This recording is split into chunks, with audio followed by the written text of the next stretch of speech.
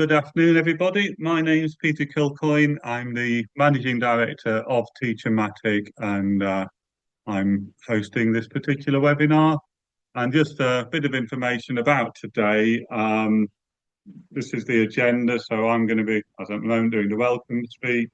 I'm then going to do a short overview of TeacherMatic and a very quick demonstration for those of you who have not seen it before. And something that we're very excited about. We've just updated and improved significantly our feedback tool. And you're going to be amongst the first people in the world to get a sneak preview of this before it's released at the end of the month. I will then be handing over to Laura and Jules from the University of Chester, who will be doing the main part of this session, which is talking about the whole approach to AI at the university, their philosophy and how they're implementing it. And finally, Hannah will be presenting at the end, talking about how Jisc and TeacherMatic are working together and things that you can find out through Jisc. Okay, so a bit about today's session. The session is being recorded, so don't worry if you miss anything, you will be sent a recording. If you've got any questions, ask them in the chat. My colleague Esam will be monitoring those and will feed them through to each presenter at the end of each session, and the presenters will then answer all the key questions at the end of each of their sessions. And you will receive a recording plus a trial log on for TeacherMatic in about a week's time. But if you have any questions before then, or if you would like to have access to an earlier trial, just email me, peter@teachermatic.com. Okay, so firstly, what is TeacherMatic? Basically, there's a screenshot of TeacherMatic, and it's an AI toolkit built for education. Initially, it was a toolkit for academics and teaching staff, but over the last 3 years, it's evolved into an organisation-wide toolkit where there are tools for those that are doing the delivery, but also for managers, HR, careers, student support, business support, etc. And it's got a whole range, in fact, over 150 different AI tools for planning, teaching, learning, assessment, marketing feedback, productivity, and many other tasks. So just a few sort of key facts about TeacherMatic for you. I mean, the first thing I'd like to draw attention to is our co-design model. So since day one, everything that's built on TeacherMatic is designed in partnership with practitioners. So it's all, the ideas come from the universities and the colleges that are using TeacherMatic, and we build the tools in partnership working with current practitioners to make sure those tools are doing exactly what people need. The key sort of reason we first did TeacherMatic is to make AI easy to use. So you don't have to do any prompt engineering, anything like that. You've just got simple to use tools to do a range of the everyday tasks that we all have working in education across many different roles. Another key feature of TeacherMatic is we're all aware that there are some ethical issues that can be generated with AI output. It can have biases, and we've done a lot of work on filtering out those biases in AI. So you're getting a much more balanced output using TeacherMatic than you might get using raw AI tools such as ChatGPT and Gemini, etc. Another key feature of TeacherMatic, and something that we know is hugely important to universities and colleges and other organisations, is the security of data. So anything that you upload into TeacherMatic, unlike with ChatGPT and Copilot, it's not going anywhere. It's not feeding large language models. It's all within a walled garden that's not going anywhere. So your data is very safe. Sustainability, a huge issue with AI. We're all very aware of the carbon footprint that AI has.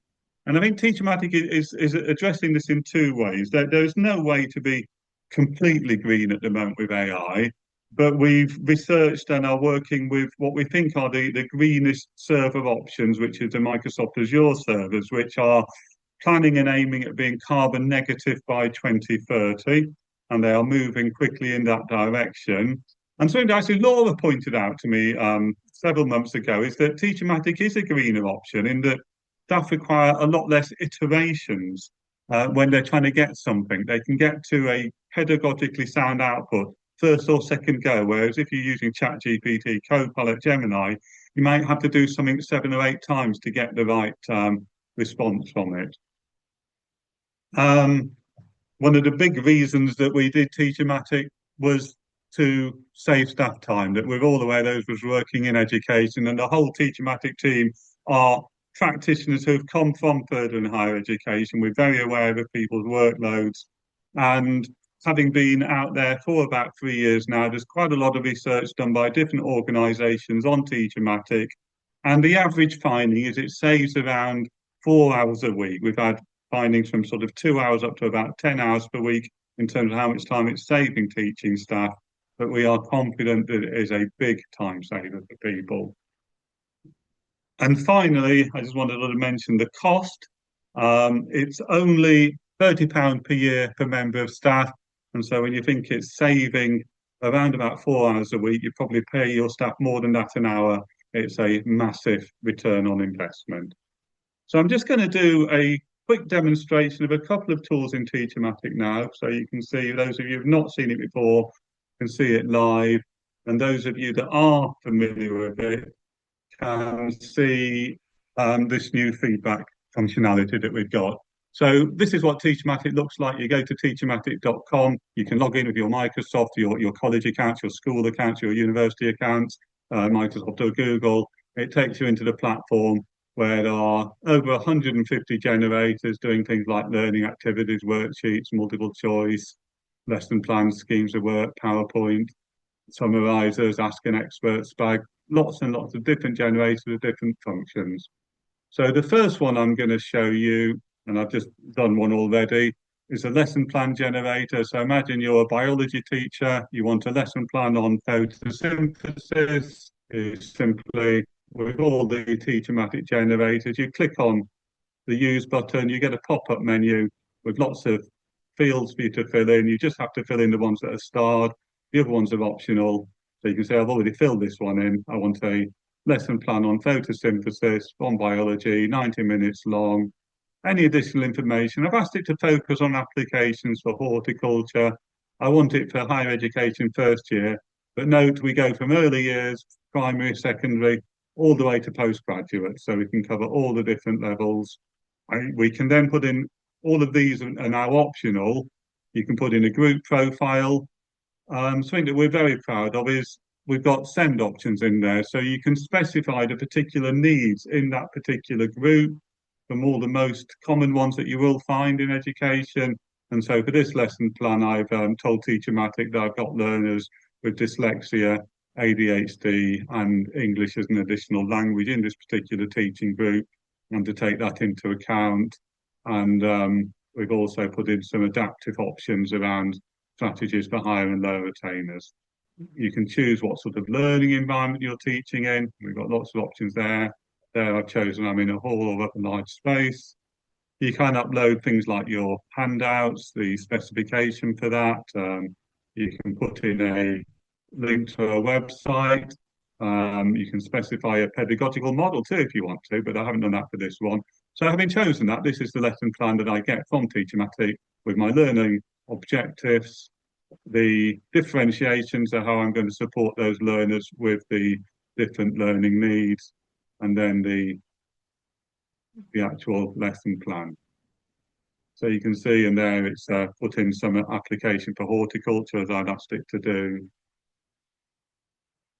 and giving me some guidance on strategies for higher attaining and low attaining learners. So that's the sort of thing that you can do with TeacherMatic. That's just one of the 150 plus generators. And the next generator, this is our new feedback generator.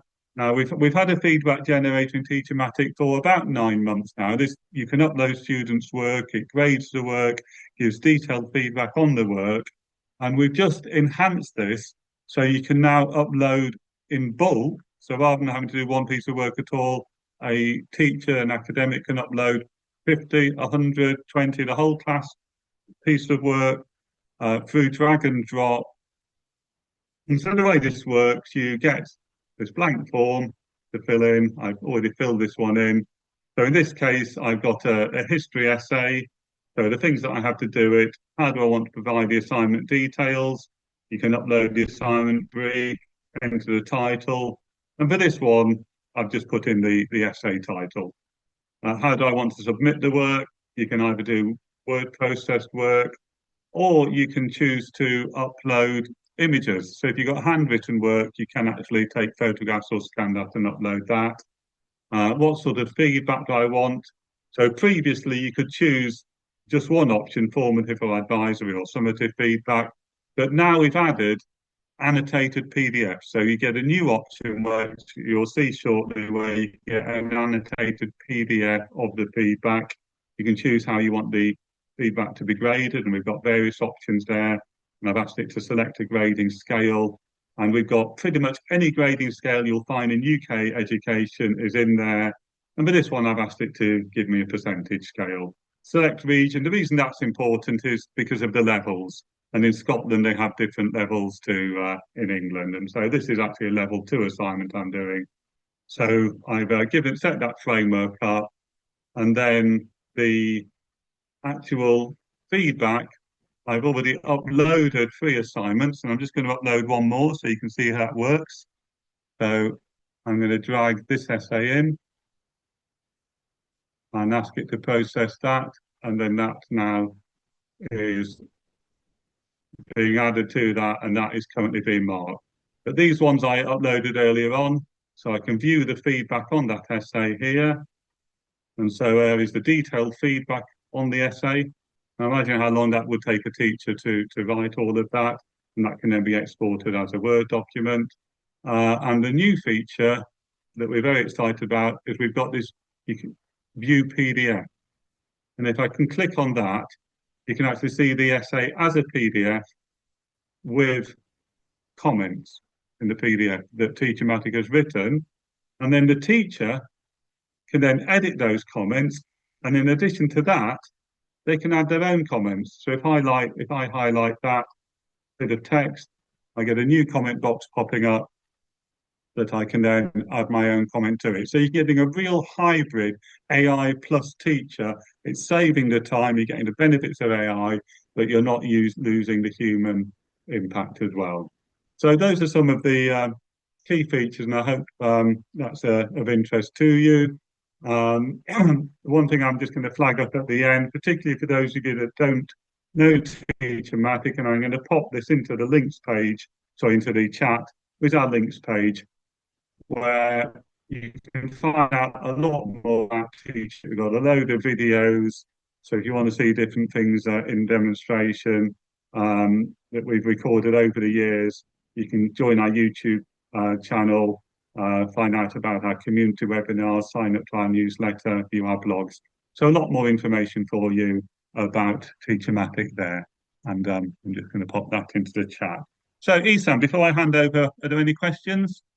None so far, Peter. I've already posted that link also. Okay, well, thank you very much, everyone, for listening. I'm now going to hand over to Laura and to Jules. Thank you so much for having us, Peter, and the rest of the TeacherMatic team. So I've got a little presentation. How this is going to work is I've got a little presentation. I've also got a video submission from one of my colleagues who wasn't able to be here live during the session because she's busy teaching at the moment. And then my wonderful colleague Jules is going to also share a bit how she's using TeacherMatic. So to start off with, let me share my screen and my sound as well, because I'm going to share a video. And share sound is ticked. So hopefully you can now see my screen. Yes, that's come through. Fabulous. So we're going to talk about how at the University of Chester our approach to AI has been about being cautious, transparent, and responsible. And you'll note that at the bottom I've got an example of that. These slides were conceptualized by a human, prompted using TeacherMatic PowerPoint generator, and then further edited and customized by the human. So the human in this case was me, with lashings of the work of Catherine Welsh, Associate Professor Catherine Welsh, who's been basically spearheading our AI response at the university. So without further ado, let me go on. So I don't think I introduced myself. My name's Laura Milne. I'm head of digital education. So I work with our Centre for Academic Innovation and Development on all of the learning technologies we have at the university. In the recent past, that's been a lot about AI. It's also been a lot about our virtual learning environment and how generally we can use teaching technologies to make our colleagues and students' lives easier, better, less full of friction. We don't always succeed, but it's a learning process, and we're grateful to work with in partnership with them, and then with TeacherMatic as well, who've been fantastically responsive to all our feature requests over the last year or so of working with them, I think it is. So the road so far, we've had, as everyone had in the first few days of AI, when ChatGPT sprang on the scene, everyone suddenly had this crisis moment of, wait, education as we know it is a bit broken. How are we going to manage this? How are we going to do this? What does that mean for our assessments? So in the early days, we had a cross-institutional AI and assessment working group that then turned into the AI and education working group when we realized that it's bigger than just about assessment. We now have 3 streams. So we've got AI in education, AI in research, and AI in business operations. And that reflects the power of AI to shift us forward along all 3 of those streams. Within the AI and education team, we run quite a lot of training for staff. We've designed training for students on ethical and safe AI use. The safety is quite important. TeacherMatic, as Peter said, uses secure data, so we're not worried about our data leaking out into the world, which is particularly important when you're thinking about sensitive data. TeacherMatic is one of our few approved tools. So the other approved tools that we have are Copilot within the browser, and Adobe Firefly, and we've got 2 career-focused tools. But we're also moving towards how we do tool approval processes, and I've got a slide more on that later, but we've got a formalized way of approving tools, and TeacherMatic was actually the first tool we ever took through that process. So it really was a learning ground for us. It's not just supportive in terms of training wheels for teaching people how to prompt well. It's also training wheels for us as we sort out our university processes so that we're doing these things really ethically and responsibly. We've also developed an artificial intelligence special interest group, which has participants from across the university. It's got technicians, it's got academics, well, hopefully it'll have some student presenters later this year. Really looking forward to that as well. And we've got a few guest speakers from other institutions as well coming. So it's been a really nice space that we've shared our practice, and we've thought about the possibilities with AI. Jackie Potter, Catherine Welsh, and I wrote a paper evaluating our institutional response to generative AI, thinking using Kotter's change model. We've got a round 2 of that in the pipeline, so we're in the early phases of write-up for that paper, but that's just expressed the journey further after the initial sort of emergency response, because it feels to us that there's a bit of a pattern of emergency response and then settling into the business as usual. Part of our AI and education group activities was deriving the University of Chester generative AI principles. We've got 10 guiding principles. For education, the big thing that we thought was having a policy is often really constraining, because in a technology as novel and fast moving as AI, it's really difficult to have a policy that can only get updated at those sort of once, twice, or 3 times a year committee meetings that sign off the policies. So we were going to quickly end up hostage to an out-of-date policy. Our principles are basically the way we work. So this is the way we work, guiding our actions. And you'll see up there the language that was used in advertising this event. The University of Chester intends to cautiously, responsibly, and transparently embrace Gen AI. We really want to have that open dialogue with students and staff about how and where AI is being used, so the transparency comes through. That means that we state openly where we've used AI and how we've used AI. So whether that's preparing minutes for a meeting, or creating a PowerPoint presentation, or creating a worksheet, or getting some inspiration for some lesson ideas, all of that could just be made transparent. And in doing that transparently, you'll be able to model to colleagues and to students how AI should be used. Number 3 is very important for us. Staff at the University of Chester should not upload any personally identifying or identifiable data, or especially sensitive data, including students' work, into any type of Gen AI tool. We've actually asked for permission to to upload some work in a feedback pilot. So we're using the feedback tools. I'm loving the new interface, Peter. I've got a meeting with our TeacherMatic research pilot group, which is looking at the feedback aspect later this week. So maybe that principle will change in time, but it'll be important that it's all about data protection and security. We've got a reflection that students will be explicitly offered guidance and support about AI. We have a Moodle module about Gen AI use, but also in every single assessment brief, there has to be a note about how students can use Gen AI. But colleagues are required to clearly outline whether AI can be used on each assessment brief. The University of Chester believes that where Gen AI tools are permitted for use, recommended tools should be free to use and or open and accessible to ensure digital inclusion. So that's something ethical that we need to think about. Are the tools that our students are using adding to the digital divide or diminishing the digital divide?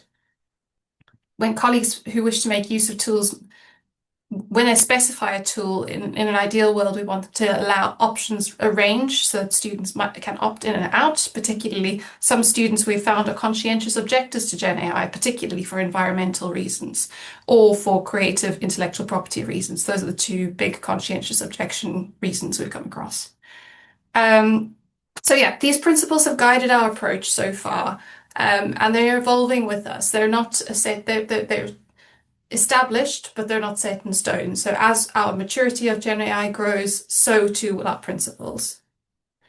Thinking about cautious, transparent, and responsible, I think that one of the easiest ways we can do this is to have a declaration of use. So particularly when I use AI, I tell my colleagues how I've used it. I do a lot more staff training than any student-facing work. So I think what that does is it shows to staff that it's acceptable to use tools. I think some people still think it feels like cheating.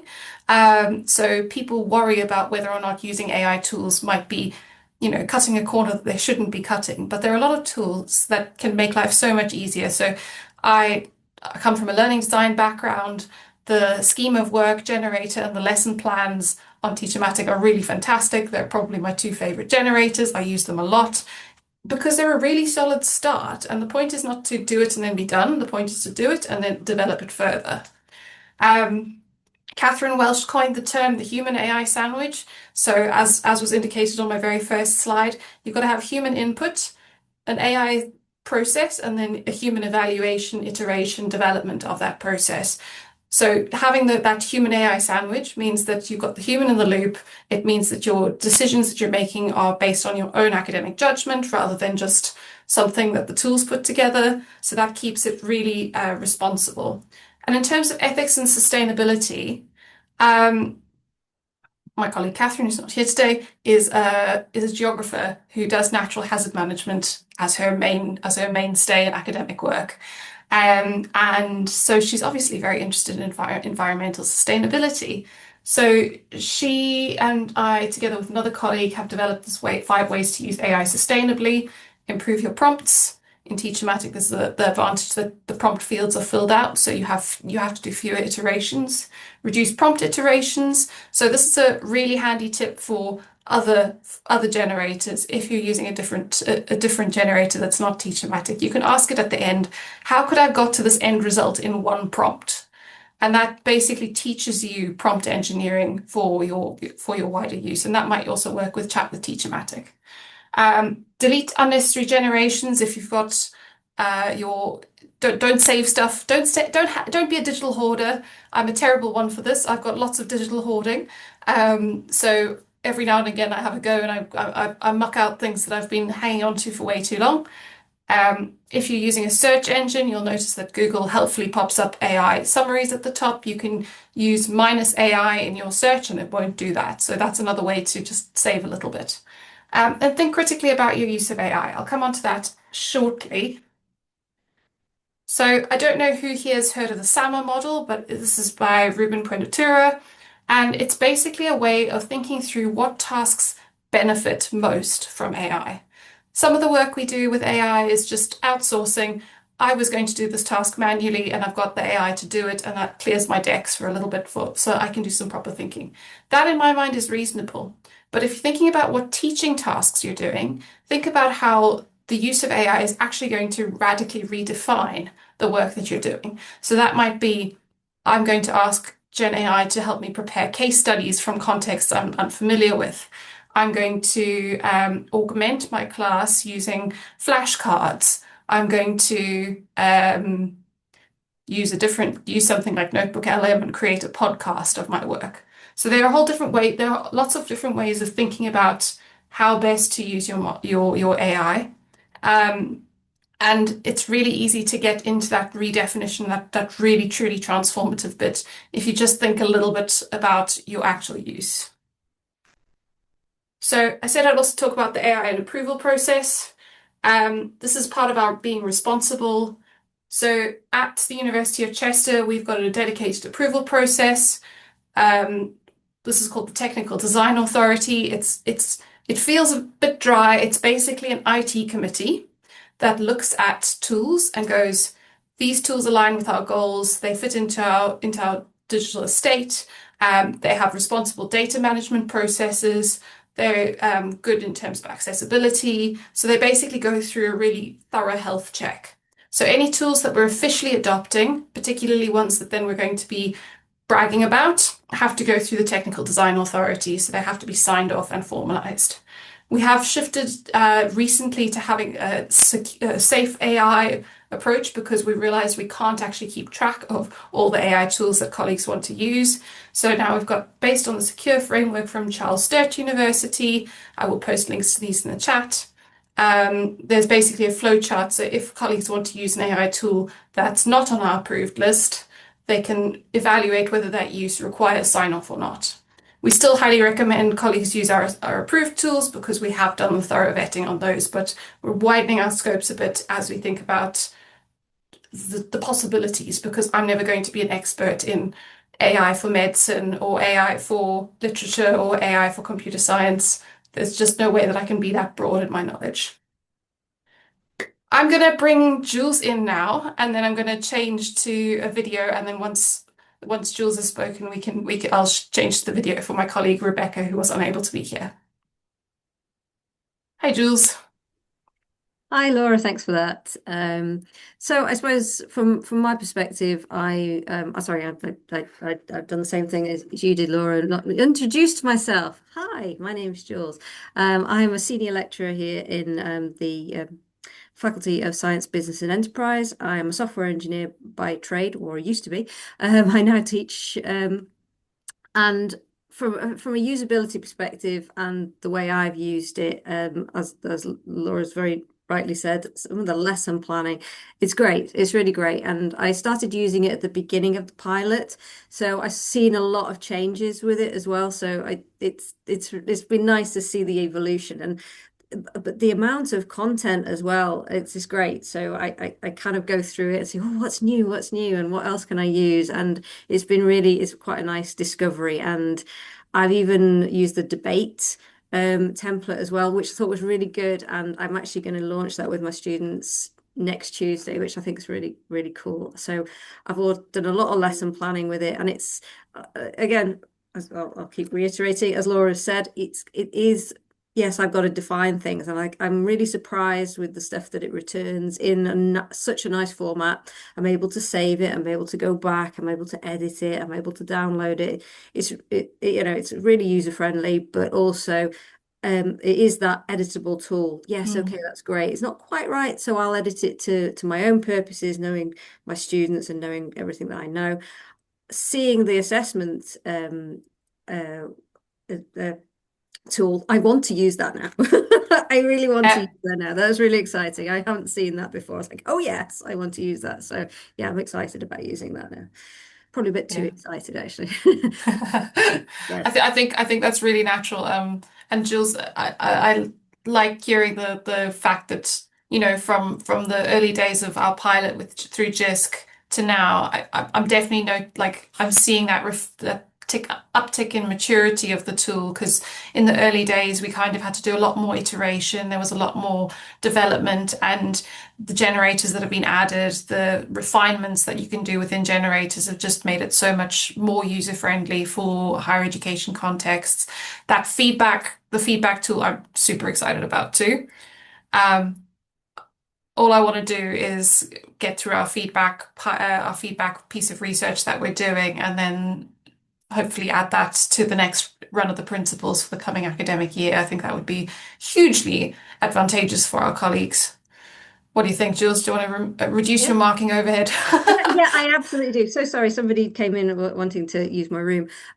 Yes, I'm really up for it, because we are, yeah, as many academics would probably concur, there is quite a lot of, we're a bit overwhelmed. So yeah, anything that can help massively. And yeah, I want to have a play with it. So yeah, Yeah. I'll definitely be a big advocate if it can help, and happy to stand up and talk about it. Yes, absolutely. Fab.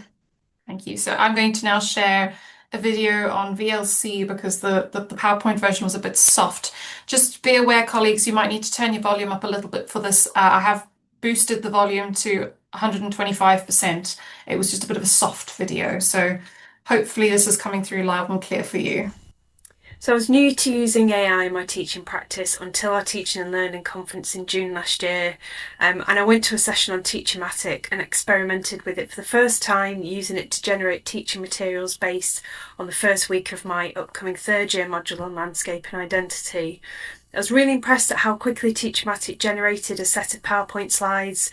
The most useful element I found in this exercise were the questions and activities it generated for the students to be used based on the prompts I provided. Our institution emphasises a human AI sandwich, meaning you as the tutor provide the prompts, the more specific the better. TeacherMatic creates content, and then I, again as a human, check and edit its output accordingly. And in the case of the slides I asked it to create, this included making the topic content more specific and challenging for a third year class, and editing the style it had chosen to present the materials in. There were lots of flowers and pink, which I think it had interpreted as landscapey. My second use of TeacherMatic was via the Artificial Intelligence Special Interest Group here at the university, which ran a 10 days of TeacherMatic event in December. And this involved asking teaching staff to try out different elements of TeacherMatic each day using asynchronous prompt cards. And I really like this idea of kind of dipping my toe in with AI in this way, as it was a focused and supported way to experiment with how a university approved AI tool could support my teaching practice. The prompts were each designed to take around 10 to 15 minutes of experimentation time, so it seemed manageable. And the one I found most useful for my own teaching practice was the worksheet generator. I run a lot of field trips on the modules. I'd really like to introduce more guided worksheets and prompts for the students to use as they move around some of the sites we visit, as I found these can work really well, but that can take a lot of thinking through and design time to produce worksheets which are purposeful and supportive for the students, as well as being interesting and engaging while they're out on site. So I based the prompts for this resource on a field trip I'd just done, so it was fresh in my mind and I could recall the kind of things that the students were interested in. And I was impressed with what it created. It worked really well. I think upon reflection, I'd definitely give that to the students to use during and after the visits I run to that particular place in the future. And also helpfully, TeacherMatic provided an answer key for each of the tasks and questions it produced. My only caveat was that this answer key wasn't sufficiently nuanced or detailed for the topic I was looking at this place, or the level of student learning. Now, this isn't a problem for me as a tutor, an expert, but they weren't really necessary in terms of providing the answers to me. I already know this information, but I could imagine it being valuable if I was either just starting out in teaching and designing seminar tasks on someone else's module, or if I was creating a new module from scratch and was time poor. My key takeaway again from this experimentation was that it's really important to remember that the AI human sandwich is a really key component of using this for teaching practice. Thinking carefully about what we input as prompts, and then checking what it produces, and then tweaking it to ensure it works for us in the way that it needs to. So thank you from a distance to Rebecca Andrew, our colleague from the history department. And I think that what I really liked about Rebecca's response was you could see two of the different ways that we've talked about TeacherMatic and used it as a training tool within our context of the university. So if you're thinking about your TeacherMatic journey, it's really important to create ways that staff can engage with the tools over time, particularly if they're new. I still find a lot of people, if I ask them what their favorite generator is, they'll talk about the ones that we talked about either at the Teaching and Learning Conference or at one of our TeacherMatic weekly challenges we did during the pilot. So there's definitely like the need to become familiar with the tool. So embedding a tool in everyone's practice is really important. Thinking about, well, this is kind of what's happening and what's next. So you'll see on that slide there, we had a massive spike in use between the end of May and the start of June. And that was largely due to that conference workshop. We actually had to run that workshop twice because it was so oversubscribed. We asked people to sign up for particular events ahead of time, and we got so many sign-ups that we went, the TeacherMatic workshop's going to have to run twice. And I can see, if I look at the logs, if I look at the data from the sort of admin interface on TeacherMatic, I can see which generators were key in those few months, and that was definitely it. And you can see another spike in September, which was just the start of the academic year, start of everyone prepping for their delivery of all brand new modules. So at Chester, we've also had a shift in how we're teaching to 10-week terms from year-long modules.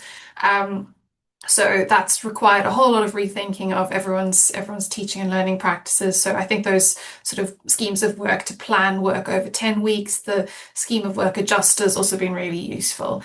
And I did take the screenshot relatively early in January, so I'm sure that bar's even higher now, but you can see that that's like continued use of the tool. So it is becoming part of the way we think about teaching and learning at Chester, and that's been really valuable. I quite like the abstract art, so I kept the cool enamel paint, nail polish paint look from TeacherMatic slide generator, but I just want to say thank you so much for having us along, and I'm very happy to answer any questions when there's a moment to answer questions later. So I'll stop sharing my screen now and hand back over. Okay, thank you so much, Laura, and thanks to Jules, who I think has left. So I'm now going to hand over to Hannah Lawrence from Jisc. Susan. Thanks, Peter. Hi, everyone. Yeah, so I work in the licensing department in Jisc. I work in the teaching, learning, and assessment stream of licensing, and my focus is on products for assessment and feedback. As Laura mentioned earlier, there was a TeacherMatic pilot that happened quite a while ago with Jisc, and TeacherMatic are now on their second pilot with Jisc, and that's an automatic grading tool pilot that within that pilot. I mean, it's its third pilot. It's a third pilot. Oh, I'm so sorry. I'm so sorry. Of course it is. It's a third pilot with Jisc. Right, so TeacherMatic on their third pilot with Jisc. I think that's a record. I don't think there's been another company that's had three pilot or three other tools that have three pilots. FE, HE, and assessment. Of course it has FE, HE, and assessment. Okay, so the third pilot. I just wanted to share that the third pilot is doing really, really well, and there's some excellent feedback on the automatic grading tools that are being tested and trialed within the institutions that are taking part in that pilot. So we've actually got a statement about how Jisc feels about the TeacherMatic tool, and we don't actually, this is quite new, so I can share that through the AI team's work and the wider engagement, TeacherMatic has proven to be an effective and valued tool, fully aligned with Jisc's strategic framework for AI. In licensing, we are supplier agnostic, and that statement is from our AI team. So I'm really pleased to share that Jisc is recognising TeacherMatic as a tool that is great for the sector and our members. You can purchase TeacherMatic through Chest, and I'm just going to share my screen now to show you how you can do that. So here we go. Hopefully you can see my screen. Can you see my screen? I can see a lot of my calendar. Can you see that? No? Can you see my screen? Yes, we can see the chest page. Just the chest page. That is good. Thank you very much, because No one wants to see my calendar. It's incredibly boring.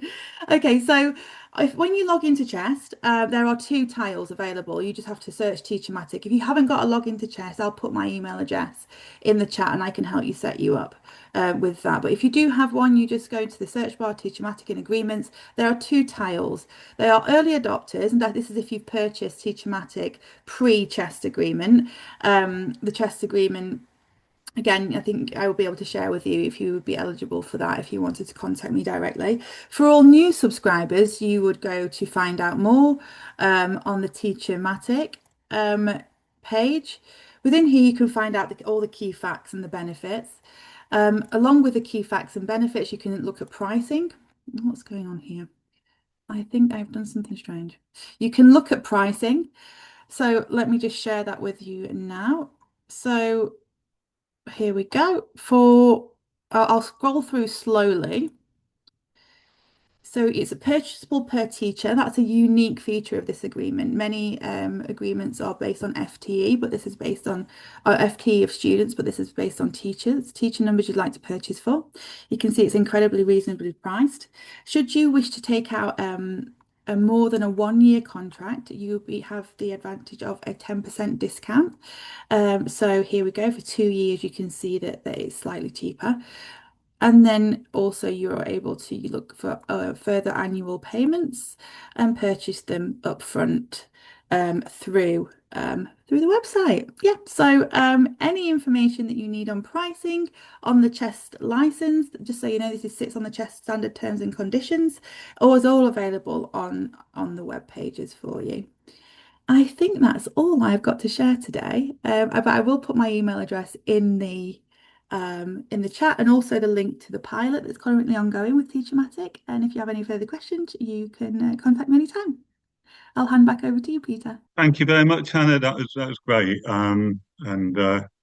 Yeah, really appreciate your the feedback from Michael, the AI manager at Jisc. That was great to hear.